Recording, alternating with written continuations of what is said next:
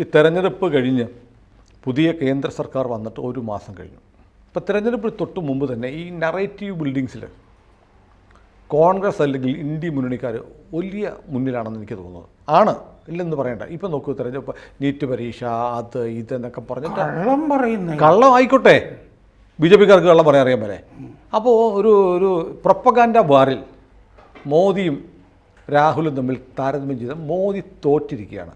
ഇപ്പോൾ ഭരണഘടന നശിപ്പിക്കാൻ നോക്കുന്നു, അല്ലെങ്കിൽ ഇങ്ങനെ ഓരോ വിഷയങ്ങളിൽ പാർലമെൻറ്റിലും പുറത്തും മോദി വിരുദ്ധ ബി ജെ പി വിരുദ്ധരുടെ ശബ്ദം മാത്രമേ ഉള്ളൂ. അപ്പോൾ ഇലക്ഷന് ശേഷമുള്ള രണ്ട് പേഴ്സണാലിറ്റികൾ മോദി രാഹുൽ എടുത്തു വെച്ചാൽ മോദിയുടെ കരിസ്മ ഒന്ന് കുറഞ്ഞിട്ടുണ്ടോ?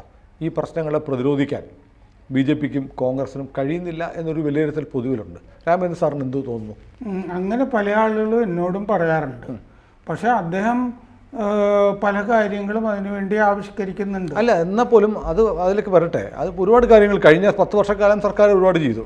പക്ഷേ ഒരു ഇലക്ഷനും തൊട്ട് മുമ്പുള്ള ഒരു 4-5 മാസം കൊണ്ട് ഇവരുടെ ജാതി വിഭജനം, ജാതി സെൻസസ്, ബി ജെ പി അധികാരത്തിൽ നിന്ന് ഭരണഘടന മാറ്റും, ദളിത് സംവരണം ഇല്ലാതാക്കും എന്നൊക്കെ പറഞ്ഞുള്ള പ്രൊപ്പഗാൻഡ കള്ളപ്രചാരണങ്ങൾക്ക് വലിയ തോതിൽ കാറ്റുപിടിച്ചു. ഭരണഘടന ഇവർ മാറ്റിക്കളയും, ഈ പിന്നാക്കക്കാരുടെ സംവരണം എടുത്തു കളയും എന്നുള്ളതൊക്കെ ഗംഭീരമായിട്ട് കാമ്പയിൻ ചെയ്തു. ഇതിനൊന്ന് കൗണ്ടർ ചെയ്യാൻ ബി ജെ പി കഴിഞ്ഞില്ല. അതിൽ ഈ സംവരണ മണ്ഡലങ്ങൾ ഇന്ത്യയിൽ 131, അതിൽ 2019 77 സംവരണ മണ്ഡലങ്ങളും ബി ജെ പി പിടിച്ചിരുന്നു. ഇത്തവണ 55 കിട്ടിയിട്ടുള്ളൂ. പിന്നാക്കം പോയി.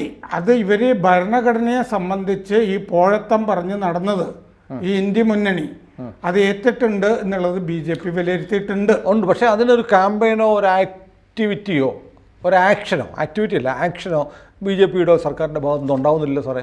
അതെ. ഇപ്പോൾ ഞാൻ പറയുന്നത്, സാറിന് ഇഷ്ടപ്പെട്ടാലും ഇഷ്ടപ്പെട്ടില്ലേലും നരേന്ദ്രമോദി എന്നുള്ള ഫിഗർ ഇത്തിരി ഡൗൺ ആയിട്ടുണ്ട്, ഒന്ന് തെളിച്ചം കുറഞ്ഞിട്ടുണ്ട്. രാഹുൽ എന്തൊക്കെ പറഞ്ഞാലും ബാലക ബുദ്ധി എന്നൊക്കെ മോദി പറഞ്ഞാലും ഞാൻ വളരെ സത്യസന്ധമായിട്ട് വിലയിരുത്തിയാൽ പാർലമെൻറ്റിൽ പോലും ഇത്തവണ മോദിയുടെ ഒരു പെർഫോമൻസ് പഴയകാല പ്രതാപത്തിലേക്ക് തിരിച്ചു വന്നതായി തോന്നുന്നില്ല. എൻ്റെ വിലയിരുത്തൽ മാത്രമേ ഒരുപാട് പേര് എന്നോട് പറയുന്നുണ്ട്. പ്രേക്ഷകർ അങ്ങനെ പറഞ്ഞത് കൂടിയാണ് ഞാൻ പങ്കുവെക്കുന്നത്. ബി ജെ പിക്ക് പക്ഷേ മോദിയും അമിത്ഷായും പറഞ്ഞ് 400 സീറ്റ് കിട്ടിയിട്ടില്ല. ആ 400 സീറ്റ് കിട്ടാത്തത് ഈ ഭരണഘടനയെ പറ്റി ഇവർ പറഞ്ഞു നടന്ന പ്രചരണങ്ങൾ വേര് പിടിച്ചു. ഭരണഘടന മാറ്റാനുള്ള കൂടിയാണ്. അതുകൊണ്ടല്ലേ മാറ്റിയിട്ടുണ്ടല്ലോ ഇന്ദിരാഗാന്ധി, രാഹുൽ ഗാന്ധിയുടെ മുത്തശ്ശി. അതുകൊണ്ടാണല്ലോ ഭരണഘടന മാറ്റാൻ വ്യവസ്ഥയുള്ളത്. അതുകൊണ്ട് അടിയന്തരാവസ്ഥയെ സംബന്ധിച്ചിട്ടുള്ള കാര്യങ്ങളൊക്കെ പ്രചരിപ്പിക്കാനായിട്ട് നമ്മളെല്ലാം വർഷവും ഇടപെടുന്നതിൽ സാർ ക്ഷമിക്കണം. ഇപ്പൊ ഇടക്കിടക്ക് ഇടപെടൂ. മണിപ്പൂരിന്റെ കാര്യം പറയുന്നുണ്ട്. നമ്മുടെ പട്ടാളം എന്തുകൊണ്ട് ഇടപെടുന്നില്ല, സൈന്യം ഇടപെടുന്നില്ല, അവിടെ വെടിവെപ്പല്ലേ, ആ തോക്കല്ലേ, തീയല്ലേ, ബോംബല്ലേ എന്നൊക്കെ പറയുന്നു. പക്ഷേ ഇന്ത്യയിൽ മിസോറാമിൽ ഇതുപോലെ കലാപം ഉണ്ടായപ്പോൾ ഇന്ത്യൻ പ്രധാനമന്ത്രി എയർഫോഴ്സിനെ ഉപയോഗിച്ച് മണിപ്പൂരിലെ ജനതയെ അടിച്ചമർത്തിയിട്ടുണ്ട്. അതുപോലെ മോദി ചെയ്യുന്നില്ല. അത് പക്ഷേ എന്തുകൊണ്ട് മോദിക്കോ ബി ജെ പിയോ പറയുന്നില്ല, മിസോറാമിൽ എയർഫോഴ്സിനെ ഉപയോഗിച്ച് ഇന്ത്യക്കാരെ അമർച്ച ചെയ്ത ആ പാരമ്പര്യം ചെയ്യാൻ അങ്ങനത്തെ ഫാസിസ്റ്റുകളാകാൻ ഞങ്ങൾ തയ്യാറാവുന്നില്ല എന്ന് എന്തുകൊണ്ട് ബി ജെ പി പറയുന്നില്ല? അല്ല, ഈ മണിപ്പൂരിൽ എയർഫോഴ്സിനെ ഉപയോഗിക്കണം എന്ന് പറഞ്ഞിട്ട് മെയ്തികളുടെ സംഘടനയൊക്കെ പോയി അമിത്ഷായോടും നരേന്ദ്രമോദിയോടും പറഞ്ഞിരുന്നു. അത് പക്ഷേ എയർഫോഴ്സിനെ ഉപയോഗിക്കുന്നത് ഈ കഞ്ചാവ് പാടങ്ങൾ നശിപ്പിക്കാൻ വേണ്ടിയിട്ടാണ്. അതെ, അന്ന് ഒരിക്കൽ അവർ ചെയ്തിട്ടുണ്ട്. അത് നശിപ്പിക്കാൻ പോകുമ്പോഴാണ് ഈ തുണി അഴിച്ചിട്ട് പെണ്ണുങ്ങൾ ഈ പട്ടാളത്തിന്റെ മുമ്പിൽ നിൽക്കുന്ന ഇന്ത്യൻ പട്ടാളത്തിന്റെ ഈ കവചങ്ങളായിട്ട് പിടിച്ചു മാറ്റാൻ ചെന്നാൽ ഉടനെ പ്രശ്നമാവും, റേപ്പാണെന്ന് പറയും. അപ്പൊ ഈ കഞ്ചാവ് കൃഷി അവിടെ പ്രധാനപ്പെട്ട ഒരു ഇഷ്യൂ ആണ്. അതിനുവേണ്ടിയാണ് എയർഫോഴ്സിനെ ഉപയോഗിക്കണം. പക്ഷെ അത് ഉപയോഗിക്കണോ വേണ്ടോ എന്നുള്ള ആലോചനയില് തീരുമാനമൊന്നും ആയിട്ടില്ല. അതിനെ സംബന്ധിച്ച് ഫാസിസ്റ്റ് എന്നുള്ള പേര് മോദി കഴിഞ്ഞ 10 വർഷമായിട്ട് ചുമന്നു. പുള്ളി എന്നെങ്കിലും ഒന്ന് പറഞ്ഞൂടെ? അല്ല, പുള്ളിന് ഫാസിസ്റ്റ് ആയിക്കോട്ടെ എന്നുള്ള മട്ടിൽ തന്നെയാണ്. ഞാൻ തോൽക്കാൻ മനസ്സില്ല എന്നും പറഞ്ഞ് നിൽക്കുന്ന ഒരാളാണ്. എന്തോ ചെയ്തു. അപ്പൊ അദ്ദേഹം ചെയ്യാൻ പോകുന്നത് എന്താന്ന് വെച്ച് കഴിഞ്ഞാൽ ഭരണഘടനയുടെ 75-ാം വർഷം കൊണ്ടാടാൻ തീരുമാനിച്ചിരിക്കുന്നു കേന്ദ്രം. അത് ഇതുവരെ അതിൻ്റെ വിശദാംശങ്ങൾ ആലോചിച്ചുകൊണ്ടേ ഈ വർഷം ഓഗസ്റ്റ് 15-ാം തീയതി തുടങ്ങിയിട്ട് അടുത്ത കൊല്ലം ജനുവരി 26 വരെ അതിൻ്റെ ആഘോഷങ്ങളായിരിക്കും. പക്ഷേ അതിൻ്റെ വിശദാംശങ്ങൾ എന്തൊക്കെയാണ്, എങ്ങനെയൊക്കെ വേണം, എക്സിബിഷൻസൊക്കെ വേണം, സെമിനാറുകൾ വേണം, സിമ്പോസിയങ്ങൾ വേണം എന്നൊക്കെ തീരുമാനിച്ചിട്ടുണ്ട്. ഇതൊക്കെ എന്തൊക്കെ വിഷയങ്ങളായിരിക്കണം, ഏതൊക്കെ തരത്തിലുള്ള എക്സിബിഷനുകളായിരിക്കണം, ഇതെങ്ങനെയാണ് നടത്തേണ്ടത് എന്നൊക്കെ ആലോചിച്ചു കൊണ്ടിരിക്കുന്നുണ്ട്. ഈ വർഷം ആണ് ഇതിൻ്റെ 75-ാം വർഷം. കാരണം 1949 നമ്മൾ ഭരണഘടന പാസ്സാക്കുന്നത്. അപ്പോൾ 1949 നവംബർ 26 ഭരണഘടന പാസ്സാക്കുന്നത്. അത് കഴിഞ്ഞ് 1950 ഭരണഘടന അംഗീകരിച്ച് റിപ്പബ്ലിക്കായി ജനുവരി 26. അതുകൊണ്ടാണ് ജനുവരി 26 വരെ ഈ ഭരണഘടന 75-ാം വാർഷിക ആഘോഷം, അതൊരു ജൂബിലി ആണല്ലോ, ആ ജൂബിലി കൊണ്ടാടാനായിട്ട് തീരുമാനിച്ചിരിക്കുന്നത്. ഇത് നമ്മളാണ് ആദ്യമായിട്ട് പറയുന്നത്.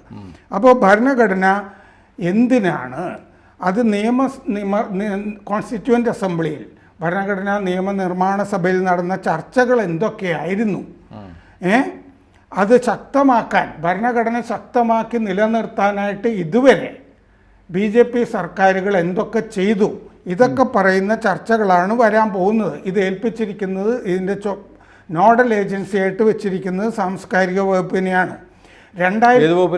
സാംസ്കാരിക വകുപ്പ്, കേന്ദ്ര ഉണ്ട്. അറിഞ്ഞിട്ടില്ല, വിദ്യാഭ്യാസ വകുപ്പും സാംസ്കാരിക വകുപ്പും. അത് ഞാനും അവരോട് അല്ല. എന്നിട്ട് ഇവന്റെ കീഴിലുള്ള ഫിലിം സെൻസർ ബോർഡിൽ ആരായിരിക്കുന്നത്?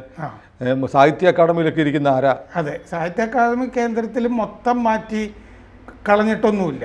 ഇപ്പോഴും CPM-കാരൊക്കെയാണ് അതിൻ്റെ അകത്ത്. പ്രഭാവർമ്മ, KP രാമനുണ്ണി, ഇങ്ങനത്തെ ആളുകളൊക്കെ. സി രാധാകൃഷ്ണൻ രാജിവെച്ച് മാറിപ്പോയി. ഒരു മന്ത്രി അവിടെ വന്നു പറഞ്ഞിട്ട് മന്ത്രിയെ പരിപാടിക്ക് അർജുൻ മേഘ്വാള് ദളിതനായതുകൊണ്ട് സാംസ്കാരിക വകുപ്പ് നടപ്പാക്കുമെന്ന് പറഞ്ഞുകൊണ്ട് ഞാൻ ചോദിച്ചതാ. അപ്പോൾ 2022-23 ഇതുപോലൊരു ക്യാമ്പയിൻ ആസാദി കാ അമൃതോത്സവം നടന്നിരുന്നു.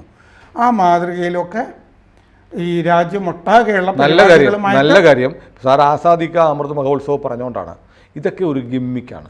നഗരങ്ങളിൽ കുറേ സെമിനാർ നടത്തും, കുറേ പോസ്റ്റർ ഒട്ടിക്കും, കുറേ തീവണ്ടിയിലൊക്കെ എഴുതി വെക്കും എന്നതല്ലാതെ ഇതൊക്കെ ഗ്രാസ് റൂട്ട് ലെവലിലേക്ക് എത്തിക്കാനുള്ള മെക്കാനിസം കൂടെ 3-ാം മോദി സർക്കാർ ചെയ്തില്ലെങ്കിൽ ഈ മഹത്തായ ആശയങ്ങൾ, ഈ കൗണ്ടർ ആക്ഷൻ ആണല്ലോ, കൗണ്ടർ ആക്ഷനാണ്, അവർക്കെതിരെയുള്ള പ്രതിരോധ പ്രവർത്തനമാണ്. ഇതൊക്കെ സാധാരണ സാധാരണ ജനങ്ങൾക്കിടയിലേക്ക് ഇതൊക്കെ എത്തിക്കുമോ? അങ്ങനെ ഇതിരുന്ന് പുനഃസംഘടിപ്പിക്കുമോ? അത് അവർ ആലോചിക്കണം. അത് നമുക്ക് നിർദ്ദേശം വെക്കാം ഇവിടെ. അപ്പോൾ ഭരണഘടന മോദി കൊണ്ടാടിയ സന്ദർഭങ്ങൾ, വീഡിയോ പ്രസംഗങ്ങൾ, ഇതൊക്കെ ഇത് പ്രചരിപ്പിക്കാൻ തീരുമാനിച്ചിട്ടുണ്ട്. അദ്ദേഹം ഗുജറാത്ത് മുഖ്യമന്ത്രിയായിരുന്നു അപ്പോൾ നടന്നൊരു സംഭവം. അന്ന് സംവിധാൻ ഗൗരവ് യാത്ര നടത്തിയിരുന്നു. നവംബർ 26, 2010 ആണ് നടത്തിയിരുന്നത്. അന്ന് പക്ഷേ ഈ വായിച്ചിട്ടുള്ള ഭാഗം എനിക്കത് അത്ര സുഖിച്ച് എന്ന് ഞാൻ പറയില്ല. എന്താന്ന് വെച്ചാൽ ആനപ്പുറത്ത് ഭരണഘടന വെച്ച് പ്രദക്ഷിണം നടത്തി അന്ന്. മോദി എന്നിട്ട് ഈ ആനയുടെ മുന്നിൽ നടന്നു. ഇങ്ങനെയായിരുന്നു ഈ സംവിധാൻ ഗൗരവ് യാത്ര. അങ്ങനെയുള്ള പരിപാടികളല്ല ആലോചിക്കുന്നത്. അതെ, അത് കഴിഞ്ഞു. അപ്പോൾ എന്തായാലും ഈ പരിപാടി സംവിധാൻ ഹത്യാ ദിവസ് എമർജൻസി ഓർമ്മിപ്പിക്കാൻ, അത് ഭരണഘടന കൊന്ന ദിവസം അത് ആലോചിക്കാൻ തീരുമാനിച്ചിട്ടുണ്ട്. അപ്പോൾ ആ സമയത്ത് അതെങ്ങനെയാണെന്ന് വെച്ച് കഴിഞ്ഞാൽ അടിയന്തരാവസ്ഥ കാലത്ത് ജയിലിലൊക്കെ പോയി പീഡനങ്ങളൊക്കെ ഏറ്റുവാങ്ങിയവർ നമ്മുടെ രാജ്യത്തിന് വേണ്ടി, ഭരണഘടനയ്ക്ക് വേണ്ടിയൊക്കെ നൽകിയ സംഭാവനകളൊക്കെ അതിൻ്റെ സ്മരണയ്ക്കാണത്. പക്ഷേ 75 വർഷം എന്ന് പറഞ്ഞത് നമ്മളൊരു ആഘോഷമായിട്ടാണ് ഉദ്ദേശിച്ചിരിക്കുന്നതെന്നാണ് അതിനെപ്പറ്റി എന്നോട് സംസാരിച്ചിരിക്കുന്നത്. സർക്കാർ ചെയ്യേണ്ടത്, നമ്മളൊക്കെ പറഞ്ഞാൽ അവർ കേൾക്കുമെന്ന് അറിയത്തില്ല, ഭരണഘടന എന്ത് ദിവസം ഹത്യാ ദിവസം അത് ഭരണഘടനയെ കുറിച്ച് എങ്ങനെയാണ് ഭരണഘടന കൊല ചെയ്യപ്പെട്ടത് എന്ന് സംബന്ധിച്ച് കുറച്ച് ഡോക്യുമെൻ്ററി ചെയ്യണം. എല്ലാ സിനിമാ തിയേറ്ററിൽ കാണിക്കണം, ചാനലുകളിൽ കാണിക്കണം, അത് മറ്റേ സോഷ്യൽ മീഡിയയിലൂടെ വലിയ പ്രചാരണം കൊടുക്കണം. ഇതൊക്കെ ചെയ്താൽ സാധാരണ ജനങ്ങളൊക്കെ കാണും. അതിനൊക്കെയുള്ള ആളുകൾ സത്യത്തിലൊക്കെ ഈ ബോളിവുഡിലൊക്കെ ഉണ്ട്. കാരണം ഇങ്ങനത്തെ സിനിമകളൊക്കെ എടുക്കുന്ന ആളുകളൊക്കെ സിനിമകൾ പോലും ചെയ്യണം, ചെറിയ ഡോക്യുമെന്ററി 5 മിനിറ്റ് 3 മിനിറ്റ്. ഞാൻ പറഞ്ഞത് അങ്ങനത്തെ സംവിധായകരുണ്ട് ഇപ്പൊ, സഞ്ജയ് ലീല ബൻസാലി ഒക്കെ പോലുള്ള. അത് ചെയ്യട്ടെ. അതിനൊപ്പം തന്നെ ഈ സാധാരണ ജനങ്ങൾക്ക് മൊബൈലിലൂടെയൊക്കെ ഉള്ള വലിയ കാമ്പൻ യൂട്യൂബിലും ഒക്കെ വരുന്ന തരത്തിൽ ചെറിയ വീഡിയോകൾ ദൂരദർശൻ മറ്റ് ചാനലുകളിൽ ഈ ദിവസത്തിൻ്റെ പരസ്യം ചെയ്യണം. ഇതൊക്കെ ചെയ്യണം. അതെ, അല്ലാതെ ഒരു അത്യാദിവസം അത് കഴിഞ്ഞു പോയി. വെറുതെ അല്ലാതെ ഒരു ഡേറ്റ് തീരുമാനിച്ചിട്ട് അന്ന് കുറെ ആരും കേൾക്കാത്ത കോട്ടുവായിടുന്ന സിമ്പോസിയങ്ങൾ. അതെ അതെ. പിന്നെ ഈ ആർക്കൈവ്സ് ഒക്കെ നന്നായിട്ട് നോക്കിയിട്ട് അത് സംബന്ധിച്ച കൃത്യമായ സംഗതികൾ, അതുപോലെ ഭാരതം എന്ന് നമ്മൾ പേരിടാൻ എന്തൊരു പാടായിരുന്നു. ഇപ്പൊ അത് കേൾക്കാനില്ല. ഇല്ല, ആ ചർച്ചകൾ ഇത് സംബന്ധിച്ച് ആ ഭാരതം എന്നുള്ള പേരിടണം നിർബന്ധമുണ്ടെങ്കിൽ ധൈര്യമായിട്ട് അങ്ങനെ ചെയ്യണം. അത് കുറെ അന്ന് പ്രധാനമന്ത്രി ഇരിക്കുന്ന ഇതിലൊക്കെ വേദിയിലൊക്കെ ഭാരത് എഴുതി വെച്ചിരുന്നു. അതോടെ കഴിഞ്ഞു. അതെ, അതോട് കഴിഞ്ഞു. പിന്നെ എന്തോ ഒരു പുറകോട്ട് പോക്ക്. ഈ പുറകോട്ട് പോക്കല്ല ജനങ്ങൾ ആഗ്രഹിക്കുന്നത്. അതെന്റെയാണ് ഇപ്പൊ അനുഭവിച്ചത്. അതെ, അതായത് മോദിയെ നമ്മളൊരു നെഹ്റുവായി കാണാൻ ആഗ്രഹിക്കാത്ത ജനങ്ങൾ ഭൂരിപക്ഷമാണ്. മോദിയെ വേണ്ടി വന്ന ഒരു ഫാസിസ്റ്റ് ആവണം അല്ലേ? അതെ. അല്ല, അതിനു വേണ്ടിയിട്ടാണ് മോദിക്ക് വോട്ട് ചെയ്യുന്നത്. മോദി വേറൊരു നെഹ്റുവായി ഒരു റോസാപ്പൂ കൂടെ പിടിപ്പിച്ചാൽ മതി എന്ന ലൈനിൽ നിന്നാൽ ഇങ്ങനെ ഇരിക്കും. ഒരു ഫാസിസ്റ്റ് ആയി കഴിഞ്ഞാൽ നെഹ്റുവോ ഇന്ദിരാഗാന്ധിയോ ആയിട്ട് അറിയപ്പെടുന്നുള്ള ഭയം ഉണ്ടെങ്കിൽ അത് മാറ്റിവെക്കണം. അതെ അതെ. എന്തായാലും മോദിക്ക് ഫാസിസം എന്താണ്? ഇന്ദിരാഗാന്ധിയുടെ കുത്തകയാണ്. അതായത് നെഹ്റുവിന് നോബൽ സമ്മാനം ഒന്നും കിട്ടാം, അല്ല മോദിക്ക് നോബൽ സമ്മാനം ഒന്നും കിട്ടാൻ പോകുന്നില്ല. എനിക്ക് തോന്നുന്നു ആരോ അദ്ദേഹത്തിന് നോബൽ സമ്മാനം കിട്ടുമെന്നൊക്കെ ഇടയ്ക്കൊന്ന് പറഞ്ഞായിരുന്നു. എവിടെ നിന്ന്? അതൊക്കെ രാഷ്ട്രീയ, അത് സോറോസ് പറയുന്നവർക്കൊക്കെ കൊടുക്കുന്ന സമ്മാനം. അതാണ്. അതുകൊണ്ട് അദ്ദേഹത്തെ വികാസ് സബ്കാ സാത്ത് അങ്ങനെ സബ്കാ സാത്ത് നിന്നിട്ടൊന്നും ഒരു കാര്യമില്ല. മോദിയിൽ പ്രതീക്ഷ അർപ്പിക്കുന്ന, മോദിക്ക് വോട്ട് ചെയ്യുന്ന ആവശ്യമില്ലാത്ത മുദ്രാവാക്യങ്ങൾ എടുത്ത് തോട്ടിക്കളയുക. കൂടെ നിൽക്കുന്നവർക്ക് വേണ്ടി എന്തെങ്കിലും ചെയ്യുക. കാരണം എന്തൊക്കെ പറഞ്ഞാൽ സബ്കാ സാത്തിലെ ഈ സബ്ബൊന്നും മോദിയുടെ കൂടെ നിൽക്കാൻ പോകും. ധീരമായി ചെയ്യും എന്ന് പറഞ്ഞ കാര്യങ്ങളുണ്ടല്ലോ, ഇതുവരെ ഉണ്ടായിരുന്നത് മുഴുവൻ മറ്റേ പ്രൊമോ മാത്രമായിരുന്നു. ഇനിയാണ് ശരിക്കുള്ള ട്രെയിലർ. അപ്പോൾ ആ സാധനങ്ങൾ ചെയ്യണം. അതാണ് ജനങ്ങൾ പ്രതീക്ഷിക്കുന്നത്. ഉത്തരാഖണ്ഡിൽ മാത്രം UCC നടപ്പാക്കിയാൽ പോരാ.